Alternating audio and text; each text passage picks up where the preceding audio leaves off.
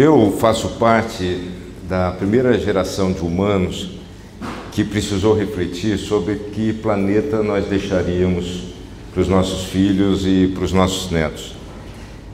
A primeira geração que precisou encarar de frente o fato de que os recursos naturais do planeta são finitos. E, embora a ecologia só tenha entrado recentemente nas agendas políticas internacionais, ela sempre fez parte da minha forma de pensar.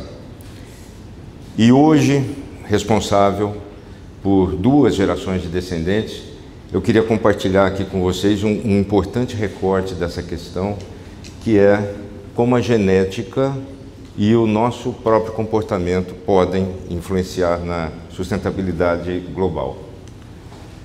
Olá a todos, meu nome é Luiz Antônio Josaquian, eu sou zootecnista, especialista em melhoramento genético de bovinos, e essa é a minha pequena tribo. Sou casado com a Márcia, pai do Fernando, da Juliana e avô da Olívia, que são os motivos especiais para as minhas reflexões. Mas antes de nós falarmos especificamente sobre genética e sobre o nosso comportamento, eu acho que é válido nós retornarmos às nossas origens, à origem da nossa espécie.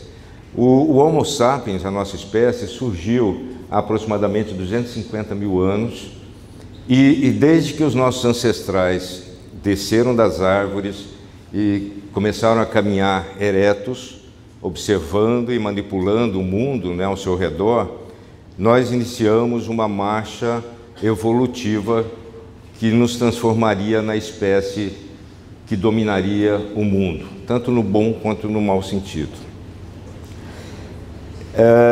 E foi com base nesse acúmulo de conhecimento, nessa capacidade de transmitir conhecimento, que há cerca de 12 mil anos os nossos antepassados inventaram a agricultura, logo em seguida desenvolveram a domesticação dos animais domésticos, e isso permitiu que gradualmente nós fôssemos abandonando a nossa condição de nômades, caçadores e coletores, e fôssemos aprendendo a viver em comunidade, em sociedade. E foi assim que há cerca de 4 mil anos surgiram as primeiras civilizações, já usando a escrita, desenvolvendo a arte, transmitindo conhecimento.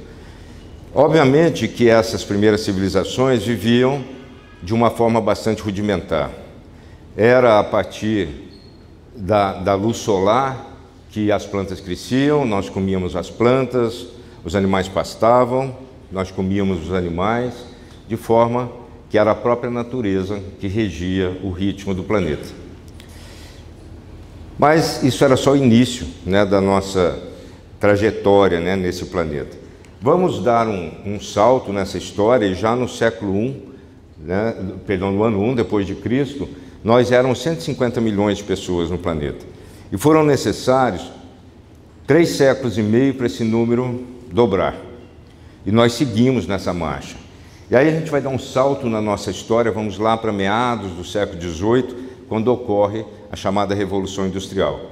A Revolução Industrial, com a descoberta da energia do carvão, permitiu a construção e invenção de máquinas a vapor. Isso permitiu a produção de mais produtos manufaturados, criação da mão de obra assalariada, e tudo isso melhorou as condições de vida da sociedade, de forma que bastaram apenas 50 anos para que o planeta atingisse 1 bilhão de habitantes. 100 anos mais tarde, nós descobrimos as fontes fósseis, o petróleo. E o petróleo viria mais uma vez modificar a nossa sociedade, de forma que entre 1900, quando nós descobrimos o petróleo, até 1927, nós dobramos a população do mundo, de 1 bilhão para 2 bilhões de habitantes. E daí para frente, esse crescimento seguiu de forma exponencial. Em 1985, nós éramos 5 bilhões de pessoas no mundo, e atualmente nós somos 8,2 bilhões de pessoas. As projeções indicam que em 2050 nós teremos 9,7 bilhões de pessoas. E obviamente que o ritmo da natureza foi profundamente alterado. nós já deixamos muito para trás aquela sociedade que vivia basicamente com a luz do sol. Nós estamos falando de uma China a mais para ser alimentada. Isso impacta num aumento na demanda de alimentos da ordem de 70%. É um cenário bastante complexo, especialmente nos dias de hoje, quando a gente pensa na sustentabilidade do planeta. Mas sabe o que é curioso? Eu tenho certeza que todos nós aqui, nós fazemos parte de uma camada privilegiada da população que nós exercemos um nível de crítica ao adquirir alimentos. Nosso perfil de consumidor tem sido cada vez mais exigente. Nós estamos preocupados com a composição do alimento, a ausência de gorduras insaturadas, a ausência de glúten, ou fazemos opções para dietas mais sofisticadas, como às vezes até opções pelo veganismo, vegetarianismo. Então, esse nosso perfil, que nós temos esse privilégio de fazermos essas opções, contrasta com uma outra camada da população, que é quase 30% da população do mundo, cerca de 2,3 bilhões de pessoas no planeta, que tem restrição alimentar.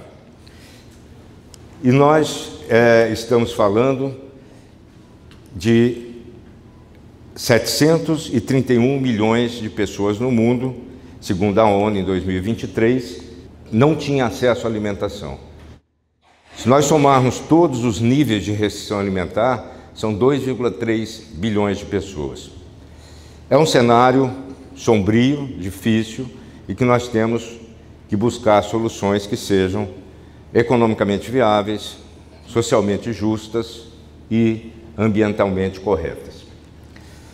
No Brasil, esse cenário é bastante oscilatório.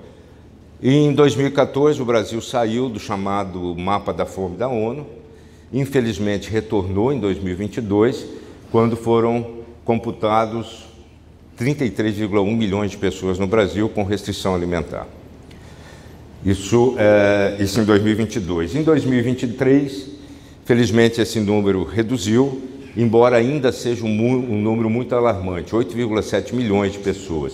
Uma queda de 85%, mas ainda a fome é uma realidade. De qualquer forma, mesmo com todas essas considerações, todos nós aqui que fazemos parte da camada privilegiada da população, estamos muito melhores do que estávamos em relação aos nossos antepassados da época medieval e, obviamente, do tempo das cavernas. É muito pouco provável que qualquer um de nós aqui morra vítima de uma epidemia ou de uma doença grave, ou até mesmo atacado por uma fera na busca por alimentos. Estamos melhor em média, mas ainda assim nós estamos frente a esse desafio gigantesco de produzir mais alimentos para atender a demanda atual e para atender a demanda futura.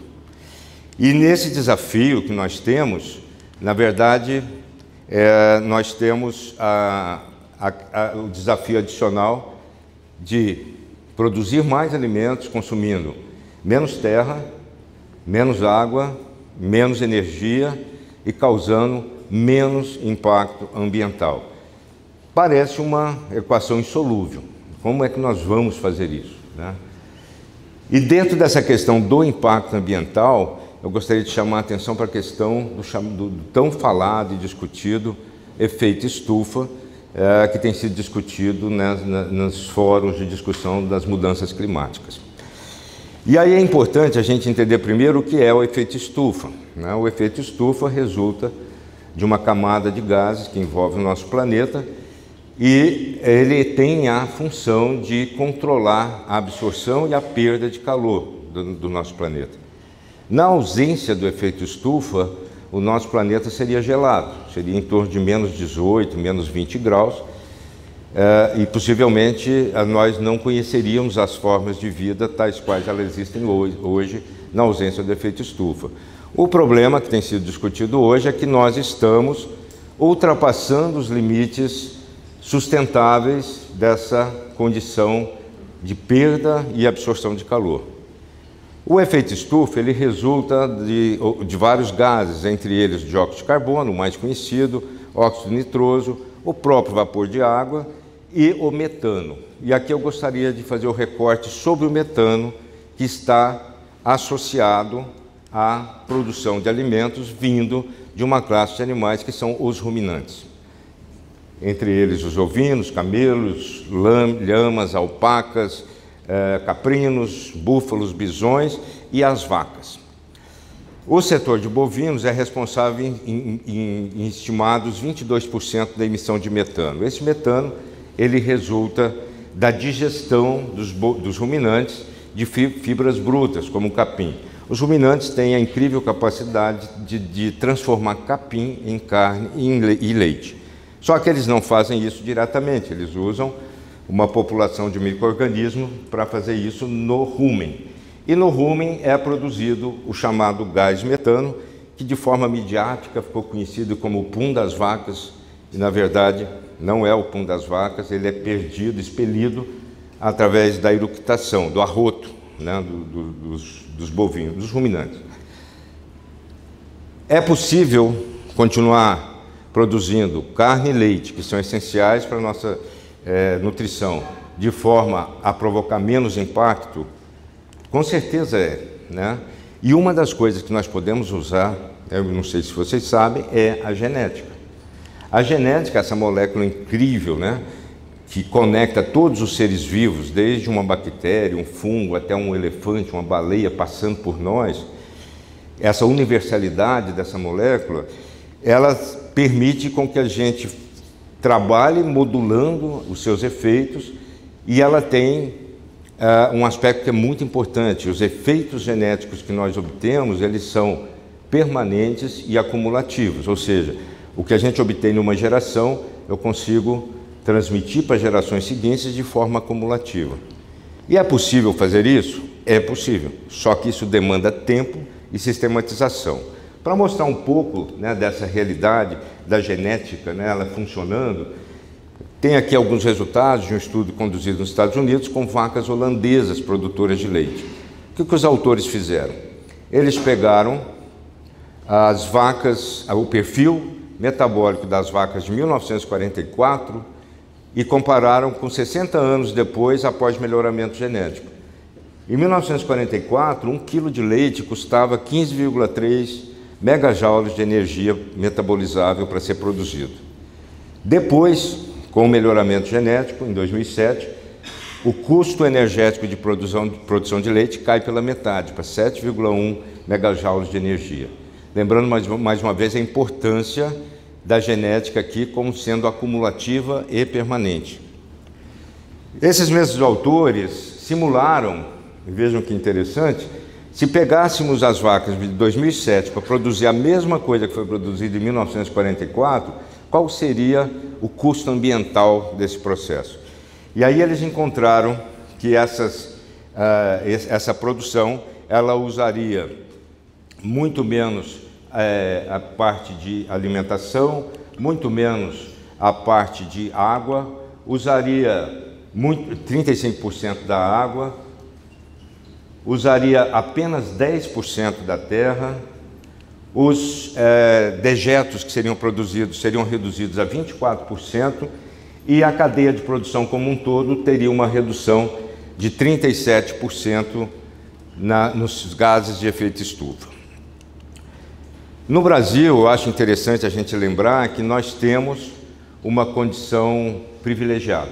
Nós, no Brasil, somos o maior exportador de carne bovina do mundo, produzimos cerca de 35 bilhões de litros de leite por ano, e a nossa base bovina é constituída por zebuínos, que é uma espécie muito adaptada às nossas condições tropicais, que requer poucas transformações no meio. Então o Brasil é um importante ator nessa questão de produzir alimentos para o futuro de forma sustentável.